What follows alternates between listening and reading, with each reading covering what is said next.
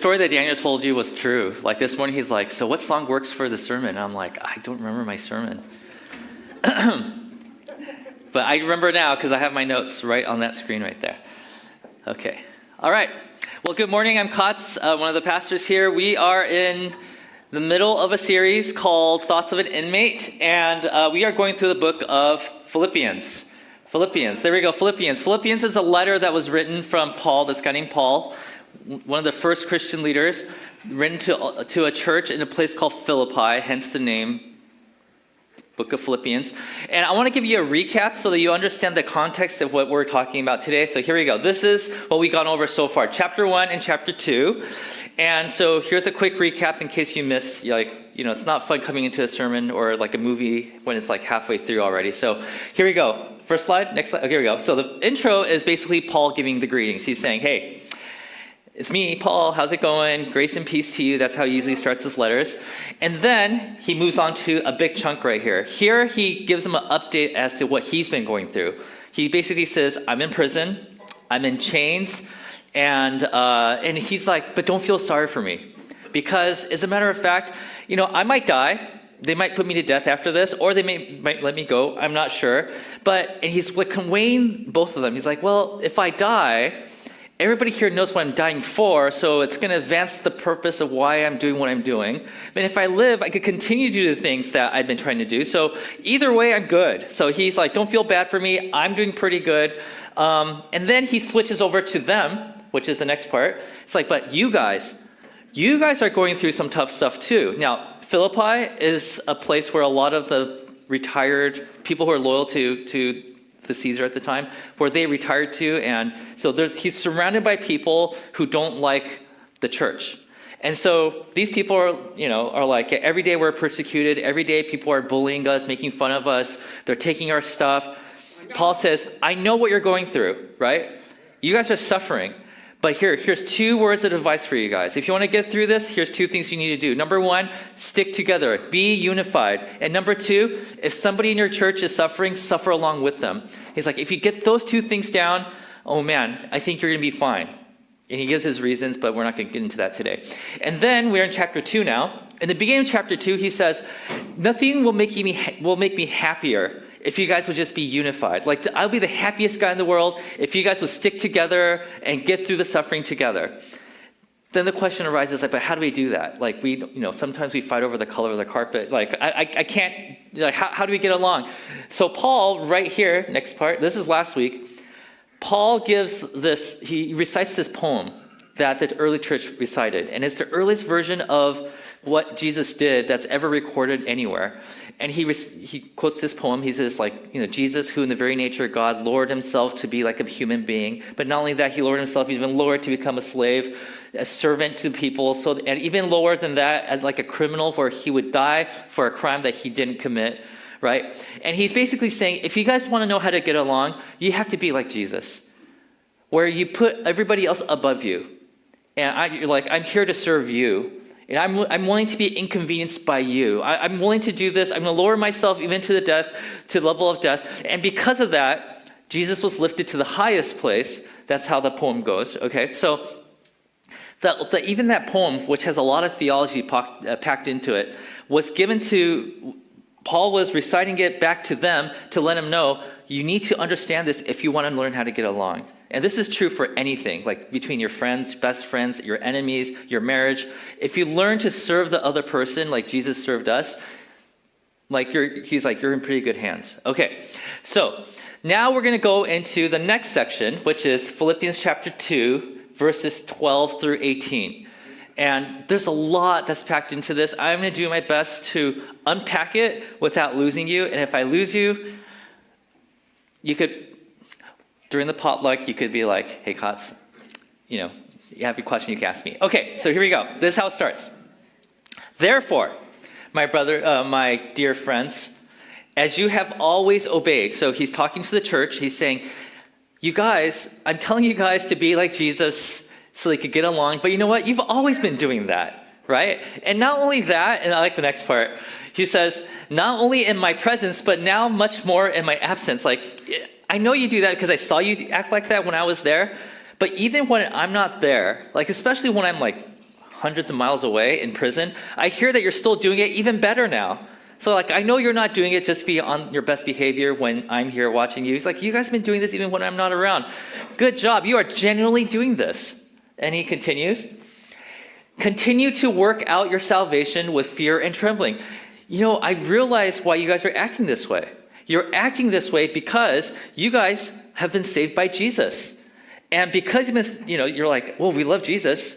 And so you're like learning about who Jesus is. And the more you learn about him, you're like, there's a lot of implications on what it means to be a follower of Jesus. And what you're doing right now, how you treat each other, is just one of the implications of being a Christian. By the way, if you're a Christian, but you're not treating other people in this way, then that's not being Christian, just so you guys know. Okay, so he says, if you are saved, if you are somebody who is now part of God's family, right? Your job is to find the implications of what it means to be a follower of Jesus. And Paul says, you guys are doing a great job of that. Keep it up, because the way you're treating each other is proof that you guys are living out the implications. And he says, for it is God who works in you to will and to act in order to fulfill his good purpose. So he says, you guys are just living it out, and this is the purpose. And you know what? God is working with you to do this. Like, you guys are doing a great job. So, summary so far. You are truly, Paul is saying, you guys are truly Jesus' followers because of the way you're behaving. This is great. And then he continues to say, your humility towards one another is a direct result of you living out the implications of following Jesus. So this is how he starts this section of the letter. He's saying, you guys, I've heard about the way you behave. I've seen you behave, and now I heard about you, and I think you're doing better now than you were when I was there. And that's just because you guys are doing a great job following Jesus. That's what he's saying here, okay? And then, this is the part that's packed with a lot of stuff that I'm going to unpack. This is what we're going to spend most of our time today. Do everything without grumbling or arguing, so that you may become blameless and pure, children of God, without fault in a warped and crooked generation. Then you will shine among them like stars in the sky as you hold firmly to the word of life. Okay, what's going on here? Now, keep in mind, Paul is a Jewish rabbi. Okay, he knows the Old Testament backwards and forwards. And as a matter of fact, if you grew up in that culture, the way you talk is that you'll drop a few lines from the Old Testament, and every time you drop a line from the Old Testament, each of those things you dropped is referring to a whole big idea, okay? And in this one, next slide, there's several of them. For example, do everything without grumbling is a reference to Exodus 16 and Numbers 14. Blameless and pure is a reference to the book of Genesis chapter 17 when he's talking to Abraham. Children of God without fault in a warped and crooked generation. That's from Deuteronomy chapter 32. Then you'll shine among them like stars. That's from the book of Daniel chapter 12, I think. Yeah, I think it's chapter 12 in the sky. So every time he makes these little nudges and winks, and it's like, hey, in today's world, we would call this hyperlinks, right? You're like, that thing is blue. I'm going to double click it. I'm like, oh, Wikipedia page. That tells me more about this, right? That's what this is. Okay, are you guys tracking so far? Are you with me? All right, okay. So let's start with the next one. Here we go. Grumbling. Let's focus on the word grumbling. Like I said, this is a reference to the book of Exodus chapter 16 and Numbers chapter 14. Here's the story of that story, okay? There are a bunch of slaves in Egypt. Moses goes in because God tells them to free the slaves, and they're coming out, and now they're in the desert. And Moses tells them, stick with me because we're going to the promised land. And so they start walking. And they walk, and they walk. And it's been a few weeks now and a few months. And when they get hungry, Moses is like, don't worry. God has given me instructions on how to feed you guys. And then every morning they wake up, they open their tents, they come outside, and there's all this stuff out there called manna. It's like miracle bread. Literally. It's just there. And so they grab as much as they can, and so they don't go hungry. Okay? But after a few weeks of this, they're like, bread again? Like, they forget the idea that this is a miracle thing, right? Like, you could either not eat or you could eat bread. It's like, no, we want meat. Because, I want a barbecue, right? And not only just any kind of, I want some really good meat. And they even start asking what kind of meat they want. I want, they didn't say I want what cut of meat, but they just said oh, we want bird, we want this, we want that. And so they start grumbling. We want this, right? And they're like, oh, we're tired. Oh, we missed this. Eventually, at one point, they even start saying, at least back at home, yeah, we were slaves and everything, but back at home, at least we could eat the food that everybody else eats, right? So they even started saying, we want to go back and die as slaves in Egypt. And that's when the word grumbling is used, right? So the word grumbling, now this is not important. This is just so I could have fun with you guys. But the word grumbling in the New Testament is written in Greek. And the word, I love the way, okay, you know how some words actually sound like the word, like what it feels like to be going through that word? Okay, well, you'll see what I'm talking about. The word for grumbling is the word gongismos. Like you can just imagine you're driving and you're like, stop the gongismos, right? Like, or it sounds like a disease, right? It's like it started off as a rash, but I believe it's a gongismos now. Like, right? So the word gongismos has been used many times in not just the Bible, but also in Greek literature. But it's this idea that you're just like grumbling because you have nothing productive to say. Like you just I just don't like this. I'm just going to say something. It's with the heart of just trying to ruin the joy that everybody else is having right now. This is the word gongismos. There's a story that's not in the Bible. It's referring to a story in the Bible, but it's not in the Bible. It's in a book called the Mishnah, which is like a book of rabbinical stories about the Old Testament. There's a story about the parting of the Sea of Reeds, or the Red Sea. Okay, so the Israelites are slaves. They're coming out, and they're coming to this big sea, and they need to get through it because there's the army of Pharaoh. Pharaoh's armies are coming after him. And so he's looking at the sea, and everybody starts grumbling. So Moses raises this is in the Bible, by the way. And then the sea parts, right? And so everyone's like, let's go. And they start walking through. Now, this is a part that's in the Mishnah, not necessarily in the Bible. This is how it goes. So this is the Red Sea. This is a side view. So this is a wall of water. There's another one over there somewhere. And we're walking through it. Next slide. So it's a story about these two guys who are walking through. And as they're walking through, they're gongismosing. Okay, well, it would have been in Hebrew, but in the Greek, gongismos, right? And as they're walking through, they're looking and they're realizing that the mud, because the ground is like not completely dry, there's a lot of mud on the ground, and they're walking, they're like, oh man, there's so much mud.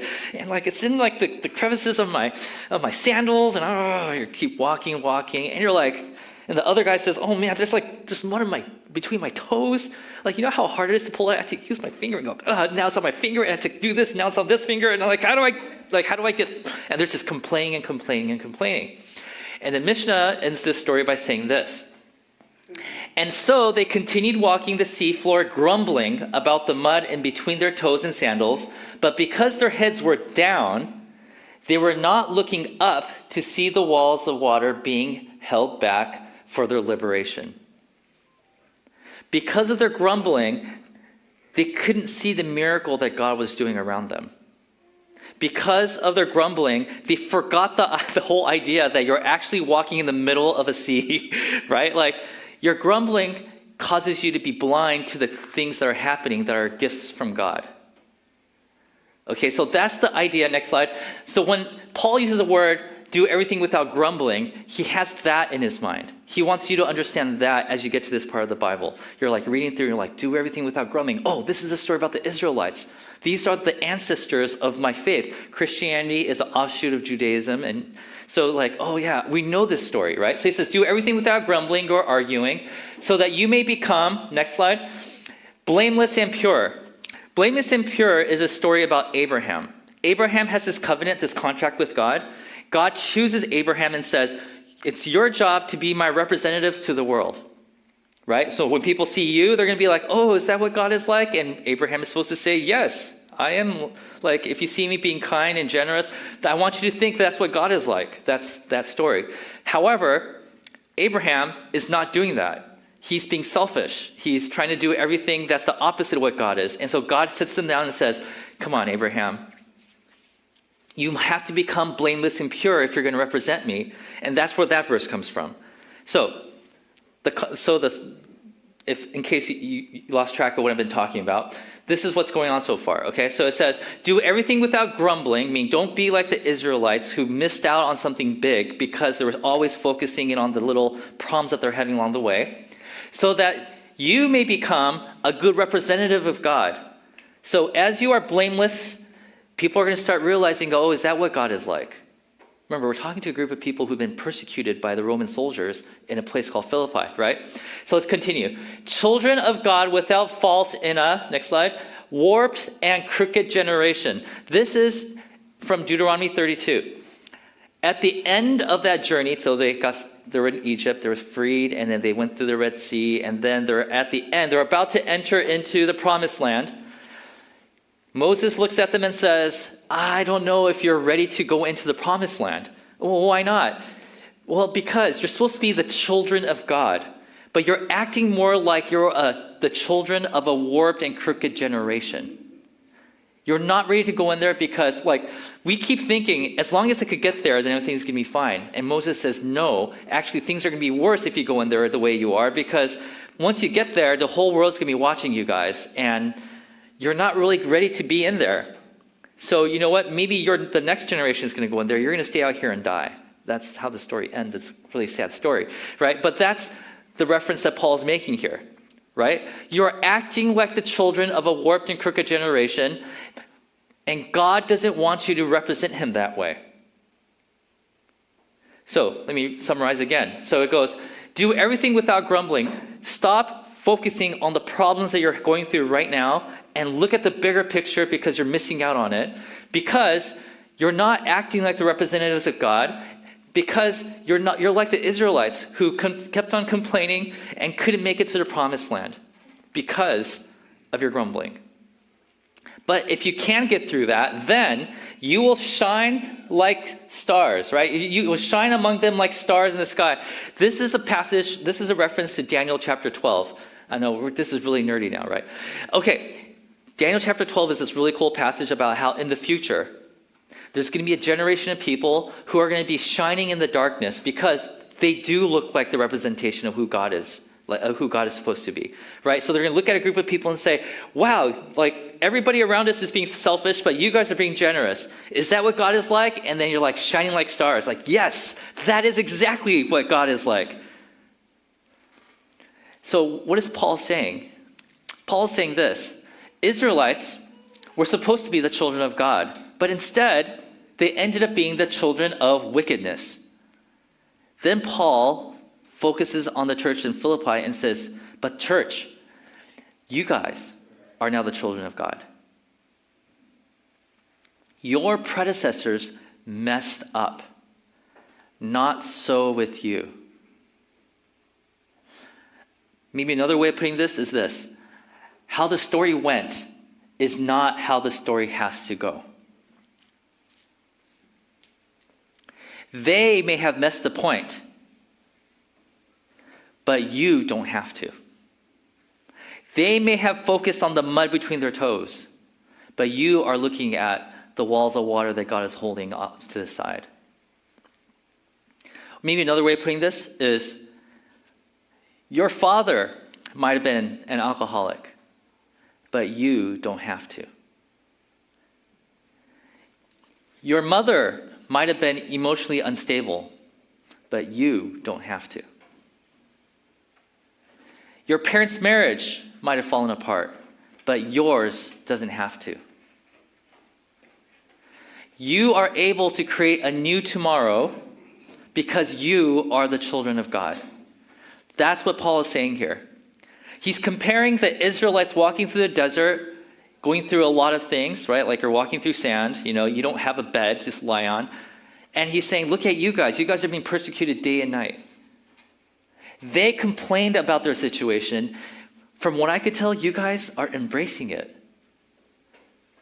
And because of that, you can shine like stars, whereas they ended up in the desert dying off because they were characterized as a wicked generation. So what he's saying is this: you are God's people. You are God's people. Like the Israelites, you are under a lot of stress, right? Life is not going the way you want it to go, right? And then he says, but your grumbling can cause you to lose perspective. So, don't lose perspective. The more you grumble, the more you focus on the things that are not going your way, the more you're going to feel like, what am I supposed to do? God, look at all the problems, look at all the junk. What am I supposed to do with my life? Because there's no way that I can succeed with all these problems in my life, right? He says, stop doing that. It's like, well, Paul, that's all easier said than done, right? Well, how do we stop grumbling? And if you look at all the other Paul's writings, the point he's trying to make here is this. He says, you have to remember and don't forget that everything that you have is a gift from God. I'll give you an example, because this happened on Friday for me.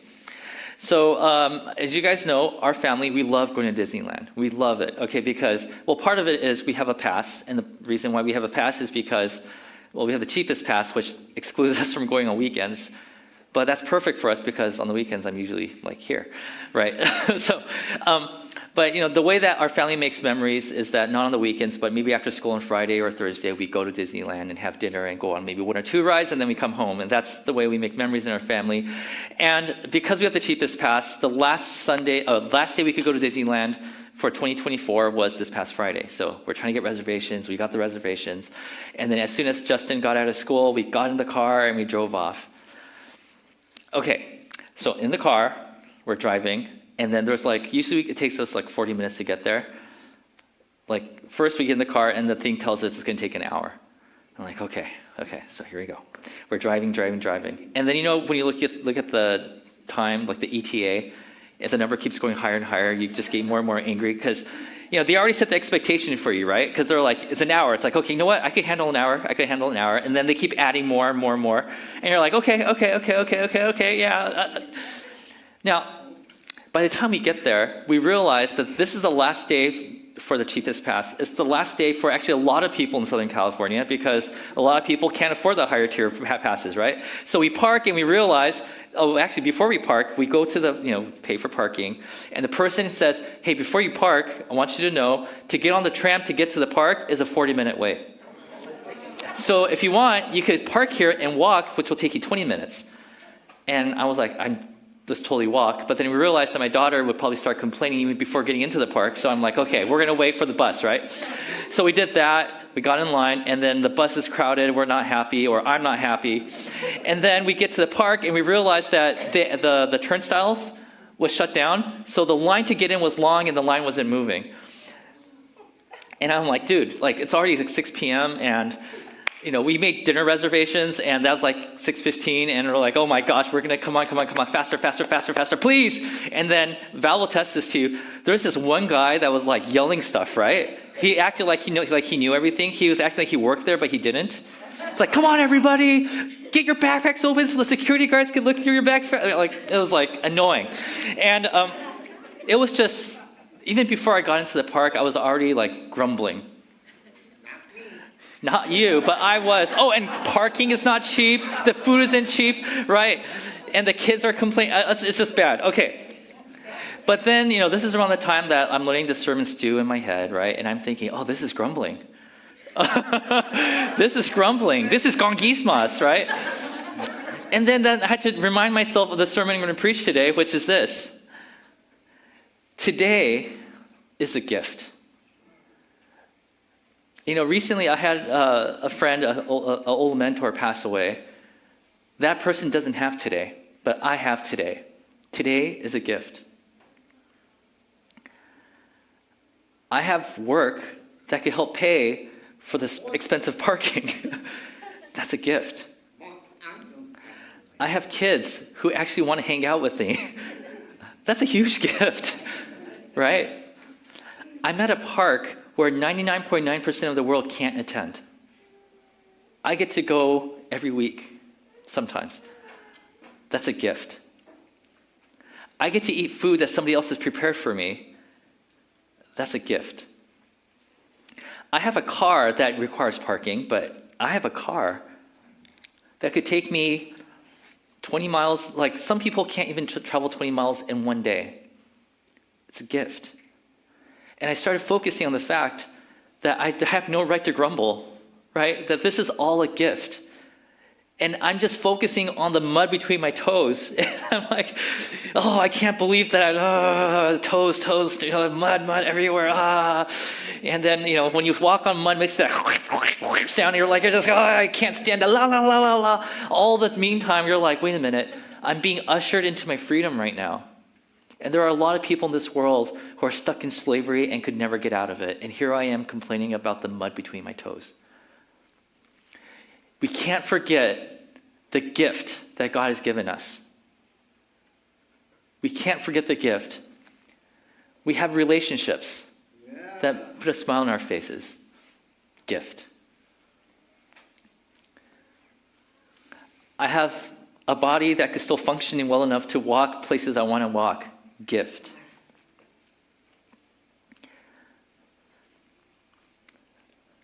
I have inside stories that I could joke around with my kids and they will laugh at it. Gift. For some of you, it's like, oh, that gift is long gone.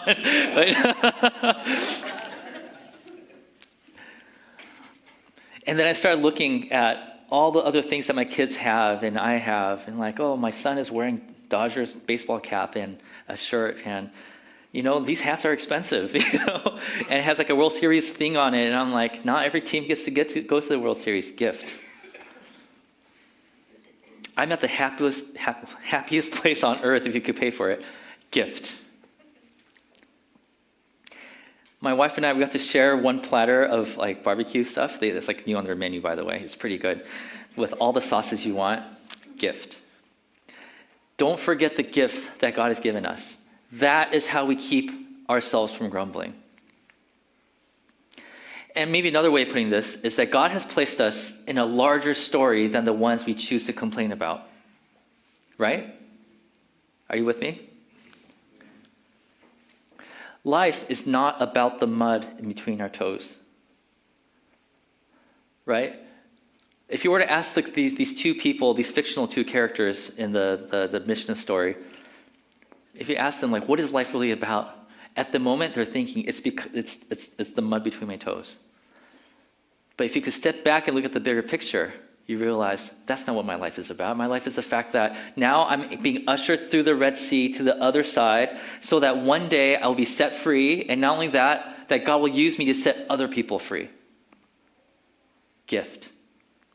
When we lose sight of the gift, the bigger story, the larger story, we start to grumble. And I was thinking about how so many people were grumbling about the election. But we live in a country where we can complain. Gift. We have certain things in place that will keep us from being attacked in certain ways, where in other countries that's like a norm. Gift. As a church, historically, majority of church history, we've always been persecuted. We are not persecuted in the United States. Gift. He says, if you focus on these things, these gifts, then you can keep yourself from gangismasing. And if you're able to do that, he said, you can shine like stars in the darkness. And then Paul concludes the section by saying this, and then I will be able to boast on the day of Christ that I did not run or labor in vain. This is a reference to Isaiah chapter 65, where he basically says, if I keep doing these things and I feel like I'm the only person that's aligned in the world, I'm the only person that's doing the right things, and everybody else is undoing what I'm doing, what's the point of running this race? What is the point of working towards good? And Isaiah hears from God, and he says, don't worry, God will not let your work go to waste. That at the end of the world, God's going to take all the good works and he's going to compile it all together, and he's using your good works as a building block for the new world he's creating. Right? So he says, but even if I am being poured out like a drink offering on the sacrifices and services coming from your faith, even if I have to suffer day and night, I'm glad and rejoice with all of you. And you too should be glad and rejoice with me. He said, life is like a marathon where you're running and running, and you're going to have uphills and downhills. And sometimes you just feel like you're going uphill the whole time and you're not making any progress. And he said, it's okay. We will suffer together because we know that it's going to be counting towards something good. So the point that Paul's making in today's message is this. If you stop grumbling long enough to see the gift you have been given, you'll be able to keep your eyes on bringing heaven on earth. Church, we are able to do some amazing stuff in this world, And most of the world will probably go on their lives without even seeing the light that we're trying to shine. But God says, that light that you're trying to shine will not go to waste. So stop grumbling. So the question I want to ask you guys is this. Are your eyes fixed on the mud on your sandals? Is that what you're focused on? I know like Thanksgiving's coming around, right? You're going to be hanging out with your relatives. Some of them great, some of them not so great. Are you focused on the mud in between your toes, on your sandals? Or are you fixed? Are your eyes fixed on the heavens popping up all around us? Right? Our job as Christians is to see past the mud and see the walls of water looking up on both sides and saying, wow, God is actually doing something here today. You can complain about how the food this year might not be as good as last year, but then you have a conversation and realize, oh no, God is working there. But you would have missed it if you were just focused on the food that wasn't up to your standards. Right? There's a lot of good movies coming out in the next few weeks, I guess. I don't know. I heard Wicked is really good, right? And when you go watch it, you're like, oh, the movie wasn't great. Maybe the music, I heard Moana 2 is really good, but I heard the music is not as good as the first one, right? Are we going to focus on that and say, oh, it wasn't good, all along missing out on the fact that the person you went to the movie with, that you feel its connection, and maybe heaven is popping up there.